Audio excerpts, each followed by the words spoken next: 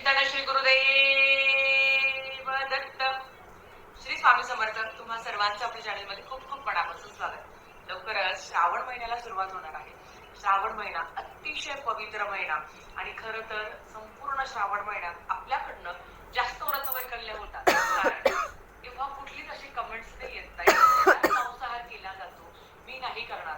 थोडक्यात काय, या संपूर्ण श्रावण महिन्यामध्ये कुठल्याच घरात मांसाहार केला जात नाही आणि श्रावण महिना हा सगळ्या सणांचा राजा मानला गेला आहे आणि भगवान शंकरांची उपासना करण्यासाठी अतिशय महत्वाचा काळ.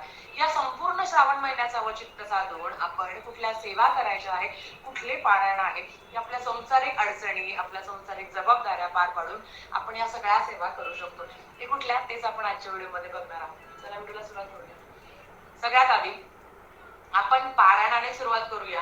आता ह्या संपूर्ण श्रावण महिन्यामध्ये 13 ऑगस्ट 2026 ला श्रावण महिना सुरू होतो आहे आणि 11 सप्टेंबर पर्यंत श्रावण महिना आहे.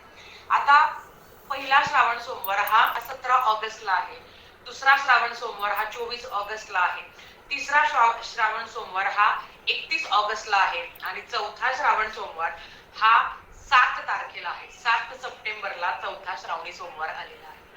आता हा संपूर्ण श्रावण महिना हा आपल्याला व्रतवैकल्यांसाठी आणि महाराजांची सेवा करण्यासाठी, भगवान शंकरांची सेवा करण्यासाठी महत्वाचा आहे. पारायण म्हटलं तर श्रावण महिन्यात सर्वाधिक केले जाणारं पारायण म्हणजे शिवलीलामृत पारायण, नवनाथ पारायण आणि गुरुचरित्र पारायण. हे 3 पारायण आवर्जून प्रत्येकाच्या घरात एकतरी पारायण होतं आणि प्रामुख्याने नवनाथ पारायण श्रावण महिन्यात केलं जातं. का केलं जातं तुम्हाला सांगते. सगळ्यात आधी तर श्रावण महिन्यात हे शिवतत्व पृथ्वीवर खूप जास्त प्रमाणात जागृत झालेलं असतं. त्याच्यामुळे बघा, कधी कधी काय होतं, आपण नेहमी एक शब्द ऐकला आहे की बाई सेव्हिंग कर, म्हणजे पैसे साचव, जर काही आपल्याला गरज आली, काही आडीनडीला ते पैसे कामाला येतात. हे तसंच आहे. या संपूर्ण चातुर्मासामध्ये बाई सेवा कर, की जेणेकरून तुझ्या कुटुंबावर, तुझ्या जवळच्या व्यक्तीवर जेव्हा संकट येतं तेव्हा त्याच सेवेचा बँक बॅलन्स आपल्याला कामाला येतो. म्हणून या श्रावण महिन्यात जसं जमेल, जितकी जमेल तितकी जास्तीत जास्त सेवा करावी. आता नवनाथ पारायण हा त्याचाच भाग आहे, कारण श्रावण महिन्यामध्ये 99% मांसाहार घरात बंदच असतो. मग त्याच्यामुळे काय होतं ना, की आपल्या कुठे अटीतटीच नाही राहत, मग आपण बिनधास्त पारायण करू शकतो. नवनाथ पारायण, होय, नवनाथ भक्तीसार किंवा नवनाथाचं मूळ पारायण पण तुम्ही करू शकता किंवा नवनाथ भक्तीसार ग्रंथाचं पारायण तुम्ही करू शकता. त्या संदर्भातली नक्कीच मी माहिती तुमच्यासोबत शेअर करेल. दुसरं, शिवलीलामृत पारायण तुम्ही करू शकता. शिवलीलामृत पारायण कसं करावं या संदर्भातला व्हिडिओ केला आहे, नक्कीच तो जाऊन बघा, की जेणेकरून तुम्हाला रोज तरी थोडं सेवा करण्याचा अनुभव येईल, चान्स मिळेल आपल्याला आणि मिळतो. खरं तर वेळ काढला आणि मनाला एक शिस्त लावली ना, की या श्रावण महिन्यामध्ये ना एवढं मला सेवा करायची आहे ना, की या संपूर्ण श्रावण महिना संपल्यावर मला काय मिळेल, तर मला आनंद मिळेल, मला लय भारी वाटेल की एवढी सेवा घडली, हे पारायण घडलं, ते घडलं. आणि नक्की सेवा करत असताना शांततेत करा, कोणाला सांगू नका. सगळं झाल्यावर तुम्ही सांगा, पण आधी सेवेचा गाजावाजा करू नका. तर आता नवनाथ पारायण आहे, गुरुचरित्र पारायण प्रत्येक घरात. आता माझ्या घरात तुम्हाला सांगते, वर्षातून 3 पारायण असतात. एक श्रावण महिन्यात असतात. माझं लहान बाळ असल्यामुळे मला श्रावणात मागच्या वर्षी जमलं नव्हतं, त्याच्या मागच्या वर्षी जमलं नव्हतं. मागच्या वर्षी मी केलं होतं, पण आता मोठा झाला आहे, शाळेत जाणार आहे, मग त्याच्यामुळे मी बिनधास्त आहे. मग एक दत्त जयंती आहे, स्वामी पुण्यतिथी आहे, जो सप्ताहात आपण करतो, आणि एक श्रावण महिना आहे. या वर्षातून 3 पारायण आपल्या घरात झालेच पाहिजे. जास्त केले तर सोन्याहून पिवळं नक्की चांगलं, पण जेवढं तेवढं करण्याचा प्रयत्न करा. हे आहे. त्याच्याबरोबर अर्थात तुम्ही स्वामी चरित्र सारामृताचं पारायण करू शकता. नाही सगळं पारायण करून म्हणजे गुरु दत्त सेवा करायला नाही जमत, तर तुम्ही संक्षिप्त श्री गुरुचरित्र किंवा सप्तशती गुरुचरित्र एक तर पारायण करा. एक पारायण करा नाही, या 30 दिवसात एक पारायण करा.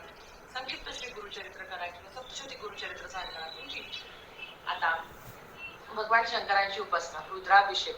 अखंड भगवान शंकरांची आवडती कुठली सेवा असेल तर ती रुद्राभिषेक.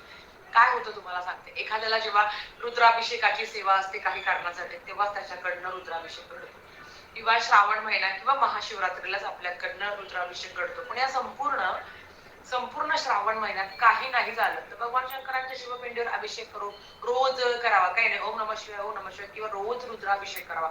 इतकी सुंदर उच्च कोटीची सेवा तुमच्याकडनं घडणार आहे. जर 40 दिवस तुम्हाला सेवा करायची इच्छा असेल तर नक्कीच करा. त्या संदर्भात लवकरच माहिती काढा. पण रुद्राभिषेक म्हणजे खूप सुंदर सेवा, इतकी भारी सेवा. आणि रुद्राभिषेक केल्यावर जो घरातला ऑरा आहे ना, तो इतका बदलतो. म्हणजे घरातल्या घरात तुम्ही करू शकता. तुम्ही तुमच्या हाताने रुद्राभिषेक करू शकता. ही झाली भगवान शंकरांची सेवा. आपण श्रावण महिन्यामध्ये सत्यनारायण करत असतो. अतिशय सुंदर सेवा सत्यनारायण. तुम्ही 1 करा, 5 करा, 7 करा, हे सगळं तुमच्यावर आहे. आता ती कशी करावी त्या संदर्भात पण माहिती देणार आहे लवकरच. तो सुद्धा तुम्ही तो व्हिडिओ बघू शकता की कसं तुम्ही घरातल्या घरात अजिबात गुरुजींची. आणि आपण बघतो बघा की श्रावण महिन्यात एकतरी सत्यनारायण करावं, गुरुजींच्या हातून केलं तर नवग्रहाची पूजा होते. पण आपण आपलं आपलं केलं, ज्या पद्धतीने आपण पौर्णिमेचं करतो त्याच पद्धतीने. पण काही नियम अटी आहे, काही बदल आहे, ते तुम्ही करू शकता. ते कसं ते सुद्धा लवकर त्याच्या संदर्भात माहिती. श्रावण महिना म्हटलं तर 11 गुरुवार करायचे असतात. तुम्हाला इच्छा असेल या श्रावणा म्हणजे कारण श्रावण महिना सुरू होतो आणि पहिलाच दिवस हा गुरुवार असणार आहे. तर तुमची इच्छा असेल तर तुम्ही 11 गुरुवार करू शकता.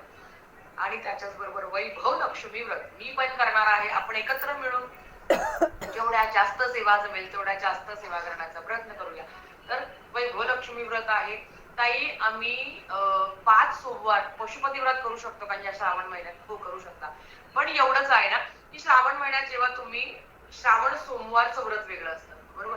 शिवमुठीचं व्रत करतो आपण श्रावण सोमवारचं, मग ते लागू नाही होत. मग जर तुम्हाला पशुपती व्रत करायचं असेल तर तुम्ही तेच व्रत करू शकता. किंवा जर तुम्हाला श्रावण सोमवारचं व्रत करू म्हणजे थोडक्यात काय आपली सेवा तर होणारच आहे. पण एवढंच आहे की ते श्रावण सोमवारचे धरले नाही जात. मग तुम्ही 5 सोमवार हे तुम्ही पशुपती व्रत करू शकता. त्याच्याबरोबर रोज 1 माळ तरी तुम्ही रुद्र गायत्री मंत्र किंवा महामृत्युंजय मंत्राचं ओम त्र्यंबकम यजामहे याची 1 माळ तरी करावी. नाहीतर ओम नमः शिवाय, ओम नमः शिवाय या मंत्राचा 1 माळ तरी करावी, मंत्र जप करावा. घरात रोज महादेवाची आरती झालीच पाहिजे. होय, महादेवाची आरती एरवी आपण गणपती बाप्पांची, महाराजांची, दत्त महाराजांची घेतो. पण श्रावण महिन्यामध्ये स्वामी समर्थ महाराजांबरोबर आपल्याला भगवान शंकरांची सुद्धा रोज 1 आरती घ्यावी. तुमची इच्छा, तुम्ही सकाळीची आरती घेऊ शकता, संध्याकाळी तुम्ही आरती करू शकता, तुमची इच्छा. संपूर्ण ना श्रावण महिन्यामध्ये ना एक सांगते, रोज केंद्रात मठात जायला जमत नाही. ज्या महिला गृहिणी आहेत, जवळपास केंद्र आहे पण काहीतरी क्षुल्लक कारणामुळे आपण कारण सांगतो की माझ्याकडनं होत नाही. तुम्हाला माहिती, रोज केंद्रात रुद्राभिषेकाची सामूहिक सेवा होते. रोज केंद्रात रुद्रपठण केलं जातं. दर सोमवारी पण असतं आणि रोजही असतं. नाही शक्य होत तर रोज किंवा दर सोमवारी तरी जाऊन त्या सेवेला तुम्ही हजेरी लावा. दुसरं येतं की श्रावण महिन्यामध्ये आपण जेव्हा केंद्रात जातो, मठात जातो, मंदिरात जातो. आता मी फक्त केंद्रातलं सांगते कारण मठातलं मला माहिती नाही. केंद्रात रोज भगवान शंकरांची आरती होते. एक संपूर्ण श्रावण महिन्यामध्ये भगवान शंकरांची आरती होते. महामृत्युंजयची 1 माळ होते. त्याच्याबरोबर कालभैरव अष्टकामची सेवा होते. मला सांगा, घरात अशी सेवा आपण करतो का? असंख्य प्रचंड असे कारण असतात आपल्याकडे. पण जेव्हा तुम्ही केंद्रात जाता आणि आरती या संपूर्ण श्रावण महिन्यामध्ये आरतीला तुम्ही हजर आहात. महिलांनो, तुम्हाला सांगते, महाराजांचं जो तार झिजवतो ना, जे रोज आरतीला जाणं, दर्शनाला जातं, महाराजांचे दार झिजवावे लागतात. आपण त्यांना खूप काही देणं लागतो जे आपल्याकडनं होत नाही. आणि ठीक आहे, आपण संसारिक माणूस आहोत, आपण जेवढं होईल तेवढं करण्याचा प्रयत्न करा. पण आपण महाराजांचं खूप देणं लागतो. रोज केंद्रात जाऊन महाराजांचे दार झिजवायचे असताना तेव्हा आयुष्यातला बदल बघा. आणि रोज जो कोणी आरतीला हजर असतो ना, त्याच्या अवतीभोवती महाराजांचं वलय कवच असतं. जे भूत प्रेत पिशाच बाधा कितीही कोणीही काही तुमचा सूड काढण्याचा प्रयत्न करू नका, महाराजांचं वलय कवच तुमच्या पाठीशी असल्यावर काहीच घाबरायचं कारण नाही. तर ह्या श्रावण महिन्याचा वचित्त साधून ना तुम्हाला जेवढी जमेल ना तेवढी सेवा करण्याचा प्रयत्न करा. तुम्हाला माहिती का, आपल्या त्र्यंबकेश्वर गुरुपीठावर 1 दिवसीय नवनाथ पारायण होतं. 1 दिवसीय गुरुचरित्र पारायण होतं. पण आता आमचे लहान बाळ असल्यामुळे ना लई इच्छा असते पण जाऊ शकत नाही. कारण दिवसभर असतं, म्हणजे अगदी सकाळचं पारायणाला सुरुवात होते तर 4, 5, 6 पर्यंत ते पारायण चालतं. एवढा वेळ लहान बाळाला सोडून जाऊ शकत नाही. पण तुमच्या जवळपास जर केंद्र असेल आणि अशी जर तुम्हाला संधी असेल तर मैत्रिणींनो, महिलांनो, चुकवू नका. त्या संधीचा फायदा घ्या. आणि 1 दिवसीय गुरु सामूहिक पारायण होतं. म्हणजे तुम्हाला सांगते 100-150 लोक राहतात. मला सांगा, 100-150 पारायण आपल्याकडनं होईल का या जन्मात? तरी होईल. मी 3 पारायण करायचं गेलं तर आपल्याला तसं येऊन जातं.